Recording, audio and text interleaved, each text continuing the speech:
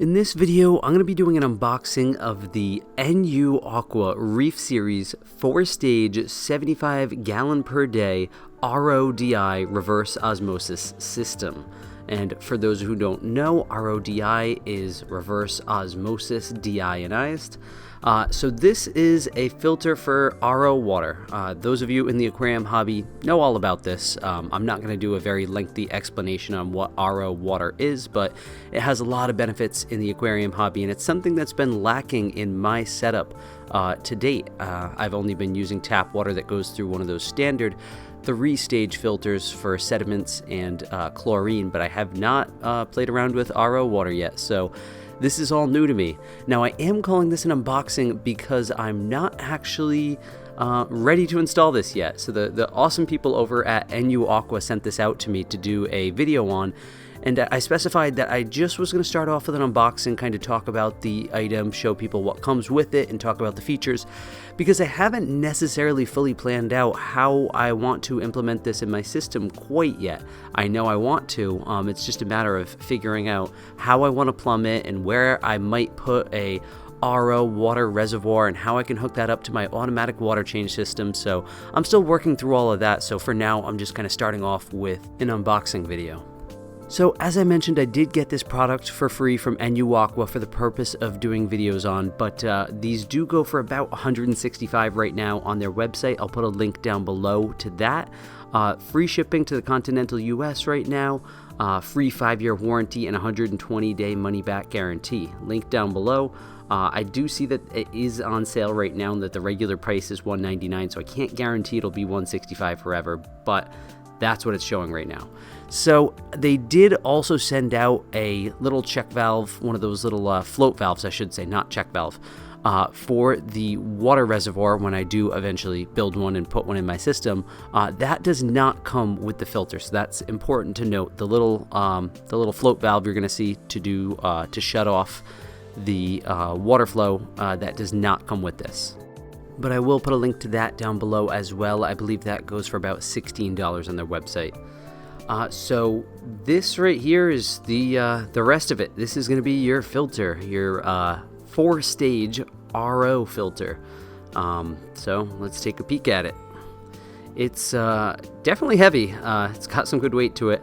One of the filters actually isn't fully screwed in here, but I don't think that's going to be a problem. I'm sure that kind of just came loose during shipping or was never fully screwed on there. So you can see the full filter with the filter cartridges already inside little housings. You got some water tubing right here, 3 different colors, white, black, and blue. We have what looks to be the various fittings, and I believe there's a sink adapter so you can kind of tee it off of your faucet. A bunch of different fittings. I'll take a closer look at that in a little bit.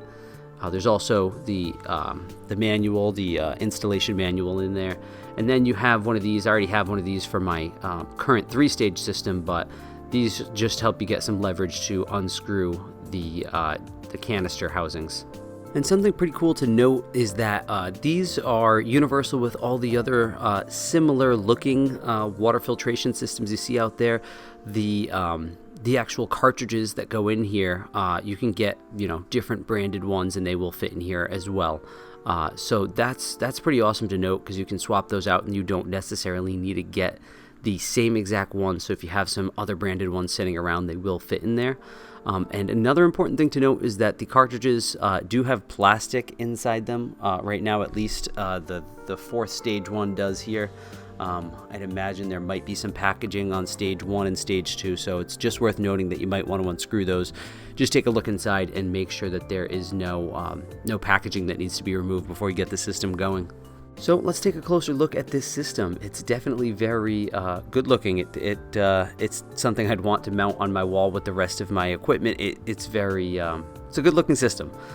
So water enters on the left hand side here. You can see the little input where you're gonna put the water line in, and it's gonna enter stage 1, the sediment filter, which effectively removes sediment, rust, dirt, and other suspended particles.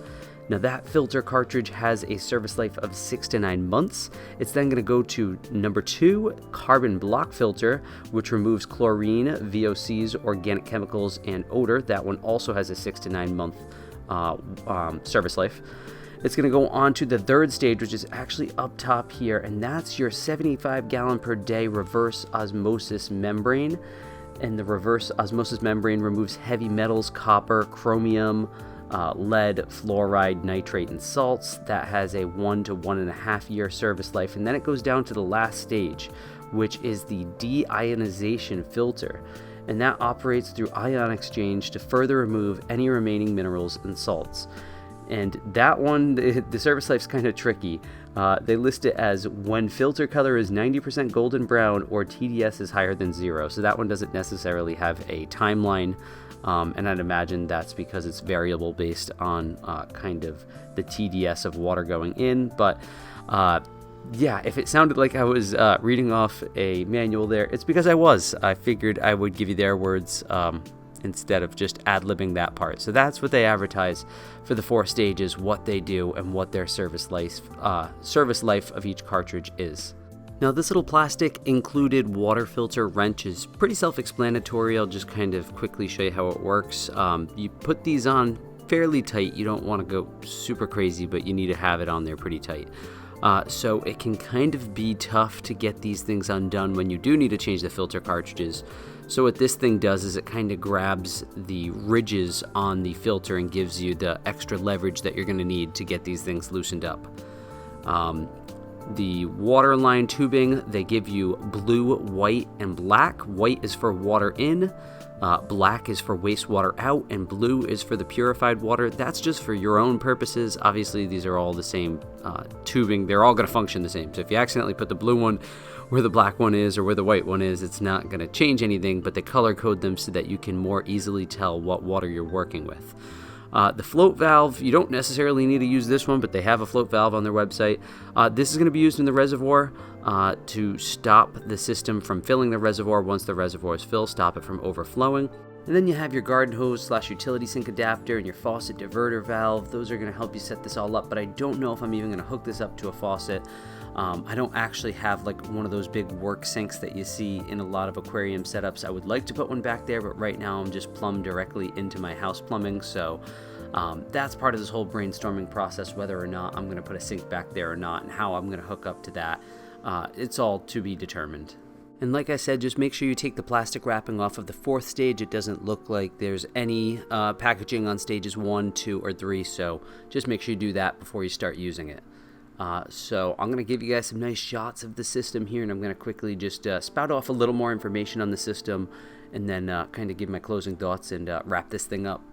So 2 pretty important pieces of information to consider when you're planning on implementing this in your aquarium system or your fish room is your PSI and your water temperature entering this RO system. So they recommend that you only use 41 degree Fahrenheit to 100 degree Fahrenheit water. So you're going to want to send a cold water line into this thing. You don't really want any hot water going into it. And then the recommended PSI is between 45 PSI, that's your minimum water pressure, and the maximum cannot exceed 100 PSI. So you want to be between those. That's definitely going to require, a good amount of water pressure, but not over 100 PSI. And for reference, the average home water PSI is right within that range, so you shouldn't really have any issues with that as long as you're hooking up to your main water supply and there's no pressure regulators before this system, then you should be fine. Also, once you get this thing fully set up, they recommend that you run it for approximately 1 to 2 hours and discard all the water produced during this time. This will help flush out any loose carbon particles from the system. Anybody who's set up one of these things, you know that right when the water first goes through the carbon filter, it can be a little frightening because the water is all very, very black. That's just all the loose carbon. That flushes out super quick, and then you never see any of that black water again, but that's why you're going to want to discard the first 1 to 2 hours worth of water. And this thing does make 75 gallons per day, so I'm not going to do the super quick math on that, but that won't be a ton of gallons of water you're going to be discarding. 75 divided by 24, that's going to be each hour's worth. Somebody can do the math for me. Also, when you first set this up, your water might initially look a bit cloudy. That's completely normal when you first set up the system, or if you recently replaced any of the cartridges. Air could get trapped in the system and create tiny bubbles that appear cloudy. This will naturally go away, and it won't have any negative impact on the water quality. It can be normal for your TDS to be higher when the system is first turned on. This is referred to as TDS creep, and it happens when your system first is activated. Also, it's completely okay and even recommended to have water always in the system even when it's not in use, so you can leave water pressurized inside of the system when the reservoir fills up. You don't want to empty these things out and have them be dry. And you want to keep this system in a dark place, or at least a place that's not getting direct sunlight. And you also want to keep this system in a place that it's not going to freeze. You don't want to keep this in a shed outside or something. Keep this in your basement as long as your basement does not freeze, which it shouldn't, because then your pipes would be bursting. It's important to note that the fourth stage can be an important one because stage 3 is only 98% effective at lowering the TDS. So it's that last stage, the fourth stage, that gets you down to 0 TDS, which is why they say if you start reading out anything higher than 0 TDS, it may be time to change out that fourth stage filter. And the last thing to note is just make sure you take note of the water pressure. This is 75 gallons per day, not per hour. So, if you're like me and you have an automatic water change system with drip irrigation lines and drip emitters, my entire system runs on 2 gallon per hour drip emitters, and there's 9 tanks. So when I'm doing my water changes, I have 18 gallons per hour of water pressure coming through those drip emitters. This system would only be able to put out somewhere around 3 gallons per hour, which is why you use a water reservoir, so you can build up all that RO water and then use it all at once, or use it as you need it. And then the float valve just continuously tops it off slowly. But my system, when it's doing a water change, uses 18 gallons per hour. If I was not using a reservoir and I was trying to go feed directly off of this filtration system, this reverse osmosis filtration system, my 18 gallon per hour drip emitters would only be getting 3 gallons per hour. It just wouldn't work out. I wouldn't get the water pressure I need. So you got to be mindful of that. And most of you who are looking at this probably already realize that. Realize that's why you need to use the reservoir to build up the water, and then you use it as you need it.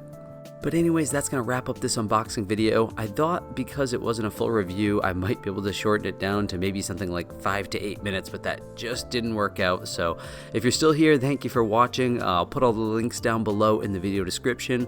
Again, shout out to NU Aqua for supplying me with this system. I can't wait to get this thing installed. I just got to do a little more brainstorming on how I'm going to implement it all in the little work area of my basement and how I'm going to plumb it all. But definitely very excited to get this thing installed, as I know a lot of the pro pleco breeders use RO water in some capacity to help trigger spawns. So I'm excited to start implementing that a bit as well. So anyways, guys, thank you for watching this video, and if you're new to my channel, hit that subscribe button for lots of great aquarium and pleco videos just like this. And as always, thank you for watching.